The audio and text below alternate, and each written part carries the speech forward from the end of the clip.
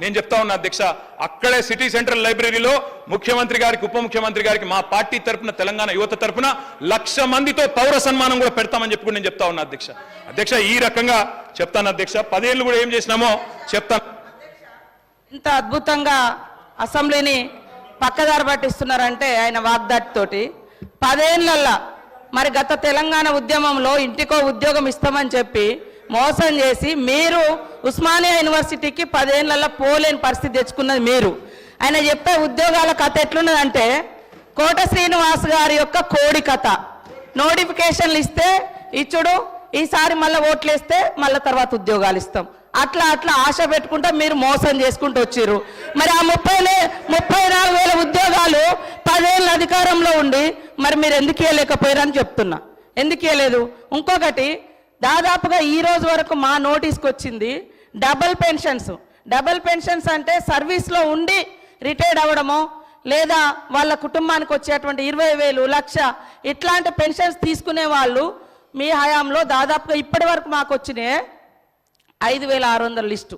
లక్ష్మమ్మ గారు కూడా 24,000 పెన్షన్ తీసుకుంటుంది సార్. సరే, లోకల్ అధికారులు రికవరీ చేసినట్టుంది, అది మా నోటీస్కి రాలేదు. ఆమె 24,000 పెన్షన్ తీసుకుంటుంది, ఇటు 2,000 పెన్షన్ కూడా తీసుకుంటుంది. ఇంకొకటి, వారు చెప్పారు ఉద్యోగులకు 2 పెన్షన్లు ఇస్తామని చెప్పారని. ఎస్, మీ ప్రభుత్వంలో రాగానే ఆశా వర్కర్లు కావచ్చు, అంగన్వాడీలు కావచ్చు, బస్ డ్రైవర్ల తల్లిదండ్రులు కావచ్చు, వాళ్ళ పెన్షన్ కూడా తీసేసారు. కానీ మీ నాయకుల కుటుంబాలు, వాళ్ళ తమ్ములు అన్నలు వాళ్ళు తీసుకున్నారు కార్పొరేషన్ల పేరు మీద, వాళ్ళ కుటుంబంలో పెన్షన్ తీసుకున్నారు ఉద్యోగం వస్తుందని. కానీ వేరే చిరు ఉద్యోగుల యొక్క తల్లిదండ్రుల పెన్షన్ మాత్రం మీరు తీసేసారు సార్. కాబట్టి మీరు మాట్లాడేటప్పుడు వాస్తవాలు చూసుకోవాలి. ఇంకోటి మేము బాగా సంపద పంచినాం. 25,000 కోట్ల రూపాయలు హైవేలు, ఫామ్ హౌస్లకు, మరి అదేవిధంగా దున్నటువంటి వాళ్లకు, కష్టపడేటోళ్ళకేమో పట్టాలేదని మీరు ఇవ్వలేదు. మీరు ధరని తీసుకొచ్చి పాపం పేదోళ్ళు అనేక మందికి పట్టాలు ఇవ్వకుండా, ఎవరెవరికో పట్టాలు ఇచ్చేసి సాగులో ఉన్న వాళ్ళకి పట్టాలు ఇవ్వకుండా, రైతు బంధు రాకుండా అన్యాయం చేశారు. కాబట్టి గ్రామీణ ప్రాంత ప్రజలు మాకు పట్టం కట్టింది సార్. అదేవిధంగా పేదలకు ఇండ్ల విషయం, మీరు ఇన్ని బిల్డింగ్ల గురించి చెప్తున్నారు. లక్షలాది మంది పేదోళ్ళకి ఇండ్లు లేక ఇబ్బంది పడుతుంటే మీరు ఏ పేదోళ్ళకి ఇండ్లు ఇచ్చారు సార్? 10 ఏళ్ళల్లో ఎవరికి ఇండ్లు ఇచ్చారు? కాబట్టి మీరు ఇండ్లు ఇవ్వలేదు. బంగ్లాలు చెప్తున్నారు, ఓకే, బంగ్లాల గురించి చెప్తున్నారు, ఓకే, పేదల బాధల గురించి కూడా మాట్లాడండి. కాబట్టి ఇవాళ అనేక అవుట్సోర్సింగ్ ఉద్యోగులకు సంవత్సరాల తరబడి, నెలల తరబడి జీతాలు ఇవ్వకుండా ఇబ్బంది పెట్టింది మీరు. మేము నిజంగానే అనుకున్నాం సార్, మీరు రోజు ధనిక రాష్ట్రం బంగారు తెలంగాణ అంటే బయట నుంచి మేము కూడా అదే అనుకున్నాం, బంగారు తెలంగాణే ధనిక రాష్ట్రం అని. ఇవాళ మీరు ధనిక రాష్ట్రం ఇచ్చిపోతే మేమే మొత్తం అప్పులు చేసి ఇచ్చిన వాగ్దానాలు అమలు చేయనట్టుగా, మరి మీరెందుకు అమలు చేయలేదు? మేము 6 గ్యారంటీలు ఇస్తే మేము 500 గ్యాస్ సిలిండర్ అంటే మీరు 400కే ఇస్తామన్నారు. మేము 15,000 అంటే రైతు భరోసా, రైతు బంధు మీరు 16,000 అన్నారు. మరి అన్ని ఎన్నికల ముందు మీరు కూడా మేనిఫెస్టోలో పెట్టిరు. 10 ఏళ్ళు అధికారంలో ఉండి చేయలేదు, కానీ ఎలక్షన్ మేనిఫెస్టోలో మాత్రం పెట్టుకున్నారు. అంటే మీరు మోసం చేద్దామని కదా. మీకు వ్యవస్థ తెలిసి కూడా మేము బయట నుంచి మా ప్రభుత్వం ఆశతోటి నిజంగా ప్రజలకు బాగా చేయాలని మా ప్రభుత్వం ఇవన్నీ పెట్టినాం. మాకు టైం ఉంది, ఇంకా మాకు టైం ఉంది చేసుకోవడానికి. మీరు 10 ఏళ్ళలో చేయలే కదా. మీరు అన్ని పేపర్ లీకేజీలు ఇచ్చారు, ఇండ్ల పేదలకు ఇండ్లు ఇవ్వలేదు. మీరు పెన్షన్ కూడా 57 సంవత్సరాలకే ఇస్తానని మీరు గతంలో 2014 నుంచి 18 వరకు అధికారంలో ఉన్నారు. 18లో మేనిఫెస్టోలో పెట్టారు. ఎప్పుడు ఇచ్చారు? 3.5 ఏళ్ళ తర్వాత పెట్టారు. అదేవిధంగా 2,000 పెన్షన్ కూడా ఎప్పుడు పెంచారు? మీరు అధికారంలోకి వచ్చినాక 6 నెలల తర్వాత పెంచారు. కాబట్టి ఇవన్నీ కూడా ఉన్నాయి. మేము అనుకున్నాం నిజంగా అద్భుతంగా ధనిక రాష్ట్రం ఉంది, రైతులకు ప్రజలకు అన్ని ఇద్దామని. కానీ 6 నెలలు సాధ్యం కాలేదు. కొన్ని మీరు రైతు రుణమాఫీ అని చెప్పి 8-10 ఏళ్ళు చేసిరు, అనేక విడతలుగా చేసిరు. మేము ఒక్కొక్కటి చేస్తున్నాం, ప్రజలు సంతృప్తిగా ఉన్నారు. కానీ బాధంతా మీకే కనబడుతుంది. 3 నెలల ఎలక్షన్ కోరికే పోయింది సార్, అది కూడా తెలుసు.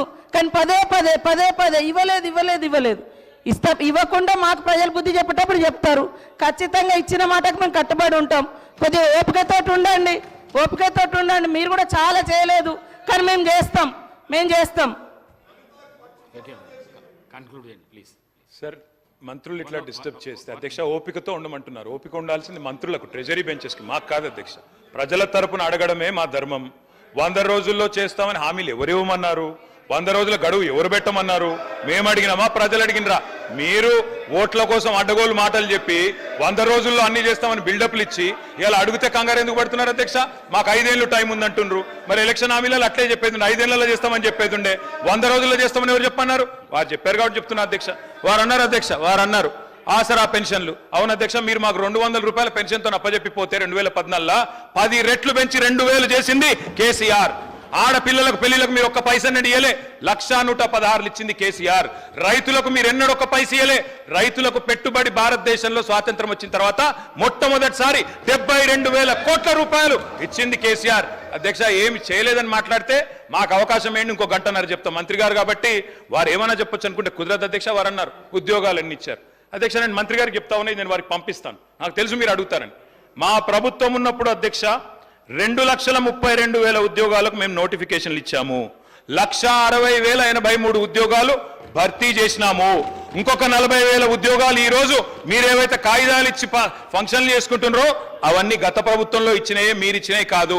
అందుకే నేను అడుగుతున్నా తెలంగాణ యువత పక్షాన, మీరేదైతే మాట చెప్పినరో 2 లక్షల ఉద్యోగాలు ఇస్తామని, గత ప్రభుత్వం ఇచ్చిన ఉద్యోగాలు మైనస్ చేసి మందికి పుట్టిన బిడ్డలు మా బిడ్డలు అని చెప్పుకుంటూ కాదు, మీరు ఉద్యోగాలు ఇవ్వండి. 2 లక్షల ఉద్యోగాలు మొదటి సంవత్సరంలో ఇస్తామని చెప్పారు. మంత్రి గారికి నేను పంపుతా ఉన్నా, సీతక్క గారికి మీ ద్వారా దయచేసి ఉద్యోగాల సంఖ్య చూసుకోండి అని చెప్పి కూడా నేను విజ్ఞప్తి చేస్తా ఉన్నా అధ్యక్ష. అధ్యక్ష నేను ఇంకొక మాట కూడా చెప్తా ఉన్నా అధ్యక్ష. చిరుద్యోగుల గురించి వారు మాట్లాడారు అధ్యక్ష. కాంట్రాక్ట్ అవుట్ సోర్సింగ్ ఉద్యోగులకి ప్రభుత్వ ఉద్యోగులతో సరి సమానంగా పిఆర్సీ ఇచ్చిన మొట్టమొదటి ప్రభుత్వం కేసీఆర్ ప్రభుత్వం అధ్యక్ష. తెలుసుకోవాలి వారు అధ్యక్ష. తెలుసుకోకుండా వారు ఇట్లా మాట్లాడడం కరెక్ట్ కాదు. గౌరవ మంత్రి గారు నేను విజ్ఞప్తి చేస్తా ఉన్నా అధ్యక్ష. అధ్యక్ష మేమేమో సరే మేము చేయలేదన్నారు. మరి నేను అడుగుతా ఉన్నా అధ్యక్ష, మీరేం చేస్తున్నారు? పోస్టులు పెంచమని అడిగితే పోలీస్ జులుం అధ్యక్ష. పోస్ట్ పోన్ చేయమని కోరితే దౌర్జన్యం. ఉస్మానియా హాస్టళ్లలో జొరబడి అరెస్టులు, సిటీ సెంట్రల్ లైబ్రరీలకు తెచ్చుకొని పోయి అరెస్టులు, అమ్మాయిలను అరెస్ట్ చేసి అర్ధరాత్రికి వదిలిపెట్టరు, కిలోమీటర్లు దూరం నడిపించి క్యాంపస్లో ఉరికిస్తా ఉన్నారు. ఇంకా అవమానించే మాటలు అధ్యక్ష. గౌరవ ముఖ్యమంత్రి గారు అంటారు వాయిదా వేయమని అడిగితే గ్రూప్ 2ని కొంతమంది నిరుద్యోగులు సన్నాసులు వాయిదా అంటున్నారు. కోచింగ్ సెంటర్ల కోసం వాళ్ళ డబ్బుల కోసం అడుగుతున్నారన్న భావ్యం అధ్యక్ష. ఎవరైతే మిమ్మల్ని అక్కడ కూర్చోబెట్టినరో ఇవాళ వాళ్ళని అవమానించడం భావ్యమేనా? మేము ఏం అడుగుతున్నాం డిప్యూటీ సీఎం గారిని? అధ్యక్ష మీరే చెప్పారు ఇక్కడ ఉన్నప్పుడు బట్టి విక్రమార్క గారు, గ్రూప్ 1లో 1:100 పిలవండి. గ్రూప్ 2లో మీరిచ్చిన మాట ప్రకారమే 2,000 పోస్టులకు పెంచండి. గ్రూప్ 3లో 3,000 పోస్టులకు పెంచండి. మెగా డిఎస్సి మీరే అన్నారు 25,000 ఉద్యోగాలు ఖాళీగా ఉన్నాయని, మెగా డిఎస్సి వేయండి. మీరే చెప్పారు జీవో 46 ఉద్యోగులకి నిరుద్యోగులకి న్యాయం చేస్తామని. దయచేసి జీవో 46 కూడా సవరించండి తప్పకుండా. మరి మీరు వారికి ఇచ్చిన మాట నిలబెట్టుకోమని మేము కోరుతా ఉన్నాం అధ్యక్ష. నేను ఇంకొక మాట అడుగుతా ఉన్నా అధ్యక్ష. రైతుల విషయంలో నేను మా పల్లా రాజేశ్వర రెడ్డి గారు చాలా విషయాలు చెప్పారు. నేను కూడా కొన్ని విషయాలు మాత్రం చెప్తాను అధ్యక్ష. అధ్యక్ష బీఆర్ఎస్ 10 ఏళ్ల పాలనలో నిజంగా వ్యవసాయంలో ఒక స్వర్ణయుగం అధ్యక్ష. తప్పకుండా రైతులకు మాత్రం ఈ దేశంలో ఎన్నడూ జరగని విధంగా, నేను ఊరికే చెప్పట్లేదు అధ్యక్ష. ఇది కేంద్ర ప్రభుత్వం పార్లమెంట్లో గౌరవ సభ్యులు గౌరవ మంత్రి గారు ఆనాడు పార్లమెంట్ సభ్యుడిగా ఉన్నారు. కేంద్ర ప్రభుత్వం ఇచ్చిన రిపోర్ట్ అధ్యక్ష. ఇది I will send it to you and all the members also sir. Farmer suicides in Telangana drop drastically. This is 2022, I'm sorry.